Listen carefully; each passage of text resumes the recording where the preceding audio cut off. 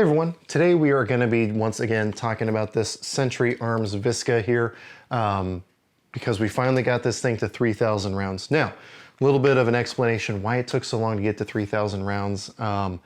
My car was actually stolen from work a couple weeks ago, and in the trunk of the car was a lot of the all the mags that I've been using to test this thing, along with most of the ammo loaded into those mags to help get this thing to 3,000. Now, thankfully, those items were recovered. My vehicle was recovered, so I'm not going to go too in-depth into that, but needless to say, threw a lot of wrenches into things. I still have a lot of things missing. All my camera tripods are gone, all that fun stuff.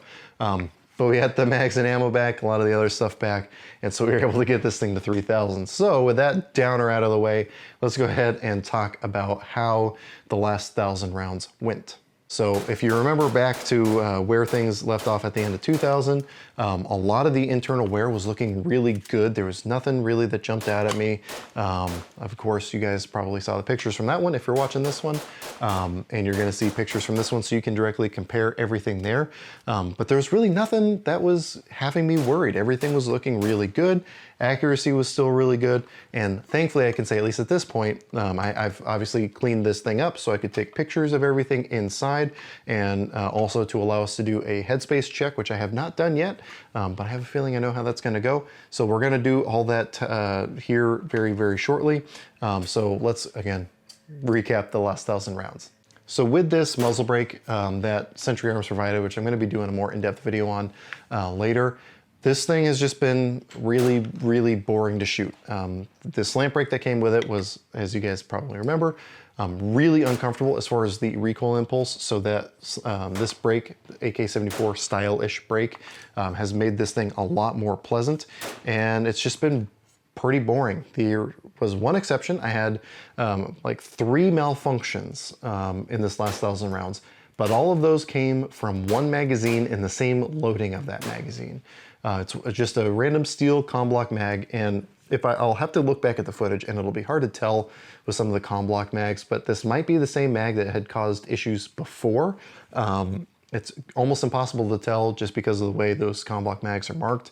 But all those issues came from one magazine in one loading of that magazine.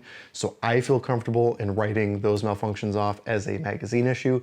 The magazine has been set aside, and I plan on replacing it with another steel comm block magazine, probably a Bulgarian one that we carry at work. So the testing will continue with the same style of magazines, just putting that one off to the side, but I'll still show you what happened with that one magazine. But other than that, it's just been really boring. Now I did, from 1,000 to 2,000, I did a lot more drill style shooting. With this one, just because of the delay to get to this point, I did a lot more just, mag dumps and shooting at 100 yards on steel and everything else I could to try to burn through that ammo pretty quick. So this thing did get hot. I tried to limit it to like 3 mags in a row at most, although I think the last little string I did was 4 mags in a row, just because I don't want to try to destroy this thing via heat. I just want to put it through a reasonable level of shooting and still get it hot to where it's, steaming and smoking, but not to the point where I'm burning furniture or anything like that. And again, this thing has just been really, really boringly consistent, again, with that one exception of that one magazine. It's still doing really well in the accuracy department. I'm still getting about 2-ish MOA, especially if we get rid of flyers in that. I've shot some better groups than that, but between ammo and just my eyes with iron sights, we're kind of limited in that respect. I have considered getting replacement front sight posts so I can get a little bit more precise points of aim, which I think will aid in accuracy, since obviously we're not dealing with a scope rail back here to give me magnification to, again, aid in accuracy.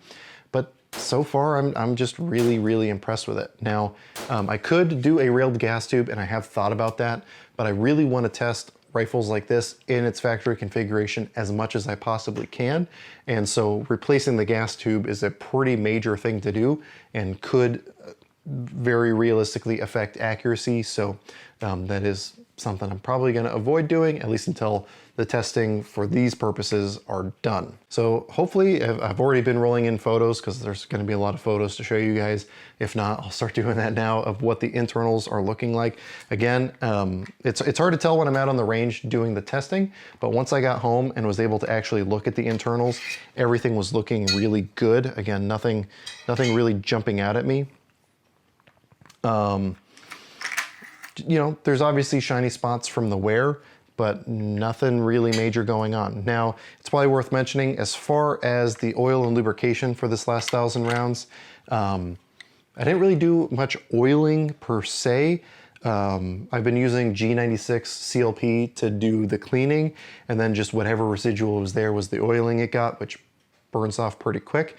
And then other than that, I put a little bit of grease, some of the Rand Hog grease on the camming surfaces and on the rails, just a little bit of that just to keep things a little bit slicker. But other than that, it's been more or less dry, and this thing gets filthy after 1,000 rounds, but it's just kept on chugging. I would safely assume it could probably go a couple thousand rounds without cleaning and still be perfectly reliable. But it's hard to test that since I'm trying to take pictures of all the internals after every 1,000 rounds.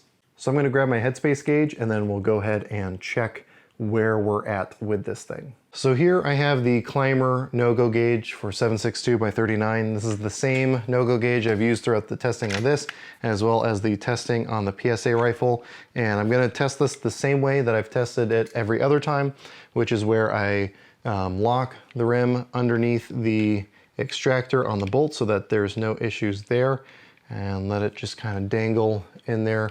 Hopefully you can see the gauge down in there, and we're just going to press forward, and yeah, nothing. Go ahead and pull it back, try again, nothing. We got a good amount of space. Again, without looking at pictures side by side of where things were at before, to me, it doesn't seem as though the headspace has changed at all now 3,000 rounds down the pipe. That's kind of what I expected. Again, at least after that first 1,000 rounds, when I didn't see any movement there, that's kind of what I expected to see for the rest of the testing through this thing. Again, just boringly consistent and reliable. So again, hopefully based on the pictures, you guys can get an idea of how things are wearing. As Rob Ski says, if you see something, say something. You guys are going to be looking at these on a bigger screen than I have, at least so far. You guys will have a much better idea if there's something that is concerning. So again, please, please, please say something in the comments if you see something. But at least from my eyes, I'm not seeing anything crazy going on. And if you guys are following this series, you know that one of the first things I talked about was how gritty the action felt after this thing came out of the box, and kind of the manganese phosphate, and how that felt really just gritty. It never stuck. I could never get it to stick back, but it just felt rough. I can say now 3,000 rounds in, this thing is feeling pretty dang slick. Probably not quite as slick as like my Arsenal AK, which has a lot more rounds through it than this thing does, but this thing is definitely pretty slick, which with the manganese phosphate is actually pretty impressive. I can also say that we've been carrying these at the store. Basically, my manager wanted to see how mine held up before ordering in some for the store. We've been selling quite a few of these VSKAs at the store, which I've been able to do in clean conscience after seeing how mine has held up, as well as some of the other ones out there on the internet being tested by some of my colleagues out there. And so far we haven't had any issues coming from any of them. And again, the fact that we go through them means I get to get hands-on with a lot of other factory VSKAs that have been sourced through just organic distributor networks. And again, every one of them seems to have the same build quality and features that I have liked on this, included in those rifles as well. I also think, if I remember, my manager, who's a big AK guy, was really excited to see that they're going to be doing a wood dongle version of these. We haven't seen those yet, but I know he plans on getting those because he's a big fan of the wood dongle. Do with that information what you will. So we're probably going to get some of those. I think it's cool that Century Arms is doing versions like that. biggest thing I would say is if you're gonna do another version, just give me a scope rail, please. Please give me a scope rail, because this thing is so accurate that I feel bad not testing it with some sort of optic, because my eyes cannot do this barrel justice with the iron sights. So that maybe that is already a thing and I just haven't been following it, but man, if you could just add a scope rail to this, that would be awesome. And then, man, just the cleaning rod. That's all I'm asking for, guys. So anyway, so that's where we're at after 3,000 rounds now. Hopefully Century Arms will be sending out another 1,000 rounds. We'll see how far we can push this thing. But at this point, given where the wear is at, I don't think anything weird is going to happen. And I think now that I'm cycling out that one magazine that was giving us issues, I don't foresee there being any other issues with this thing. So let me know what you think. If you guys have a VSKA, definitely let me know. I know there's going to be people who have commented on this video, or who will comment on this video, who have commented on the others, saying how much they don't care about evidence. All they care about is their preconceived notions and personal biases. If that's you, hey, you know, obviously nothing's going to change that. I don't know why you're watching this video then, but I can only tell you my experience, and I can also refer you to a lot of other people's experience with these VSKAs to show that these things are pretty squared away. Are there things left to be desired? Sure. Is it the nicest AK in the world?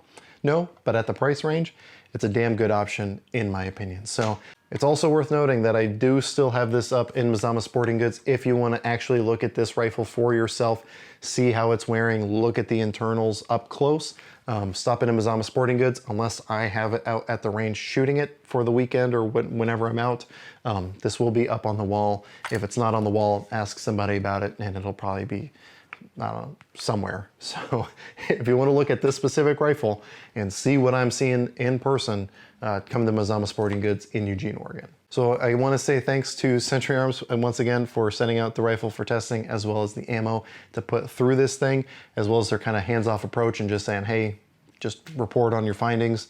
That is obviously very much appreciated. And I want to say thanks to my patrons for also giving me the support to go out and take the time to go to the range and put this thing through its paces. Because of that, I do post all my content over there early, as well as doing some exclusive content. In fact, I just filmed a review that's probably only going to go up on Patreon, but we'll see. We also do live streams. We have a Discord server set up for a little bit more direct one-on-one interaction. So if any of that stuff sounds interesting to you, or you just want to financially support the channel, definitely head over to my Patreon. I would greatly appreciate it. But anyway, with all that said, as always, I hope you got something out of this update video, and I really appreciate you watching.